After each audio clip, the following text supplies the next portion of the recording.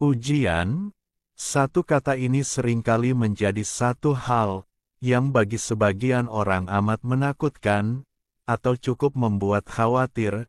Semua orang atau makhluk apapun sudah pasti pernah mengalami ujian.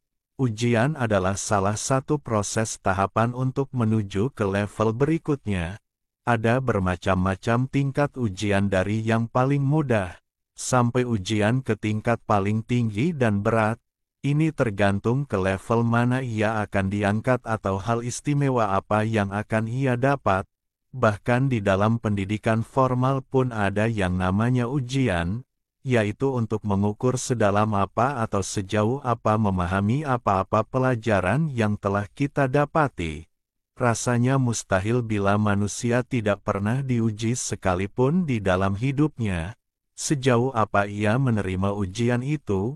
Apakah dengan keikhlasan, keterpaksaan, atau bahkan menganggapnya sebagai musibah atau hukuman? Bagi sang terpingit sendiri yang namanya ujian hidup telah ia dapatkan dari kecil, bahkan mungkin sedari kandungan pun kehadirannya sudah menjadi ujian bagi orang-orang terdekatnya. Ini mengandung banyak makna dan arti. Sedari kecil ujian-ujian itu sudah sering menimpanya. Walaupun sosoknya saat itu masih belum mengerti dan paham akan sebuah ujian, tapi ia terpaksa menerima segala ujian itu. Ujian-ujiannya saat itu memang seringkali datang dari orang-orang terdekatnya, baik itu dari keluarganya ataupun lingkungan terdekatnya, ataupun dari orang-orang yang dipercaya olehnya. Sedari kecil ia terbiasa menerima ujian untuk mentalnya, emosinya dan luka hatinya. Ia terbiasa mendapat cacian ataupun ejekan dari orang-orang yang terdekat darinya. Entah itu teman-teman sekolah ataupun di sekitar tempat tinggalnya. Di usia dewasa pun ia masih mendapat ujian yang sama, sehingga ia sudah terbiasa dengan cacian dan ejekan. Ia terbiasa mendapatkan fitnah atas dirinya. Tentunya siapapun akan merasakan sakit atas perlakuan-perlakuan.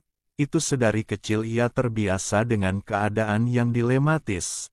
Hingga dewasa ia berpindah-pindah pun, tetap ada saja ujian-ujian yang ia terima. Tentu saja sebab itu sangat wajar bila ia merasa sedih, dan sering bertanya-tanya, mengapa ujian-ujian itu seringkali menimpanya. Bahkan fitnah-fitnahan keji yang selalu ia terima dari orang-orang itu. Di dalam kesedihannya itu, ia lalu mendekatkan dirinya kepada Robnya. Ia mengikhlaskan semua ujian-ujian itu untuk ia terima, walaupun ia merasakan kesakitan atas ujian-ujiannya itu.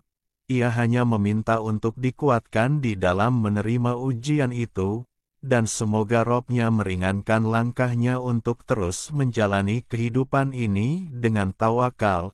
Memang ujian yang paling berat adalah ketika menerima ujian dari orang-orang di dekatnya, pengkhianatan, fitnahan, kebencian, tuduhan, bahkan kadangkala ia diremehkan. Ini terjadi berulang kali. Ia selalu diremehkan dan tidak dianggap. Segala upaya yang ia berikan untuk orang-orang terdekatnya, kadang dipandang sebelah mata. Walaupun ia lakukan dengan sepenuh hati dan ikhlas, sang terpingit berpasrah atas ujian-ujiannya itu. Ia hanya mampu berdoa dan berlapang dada atas semua.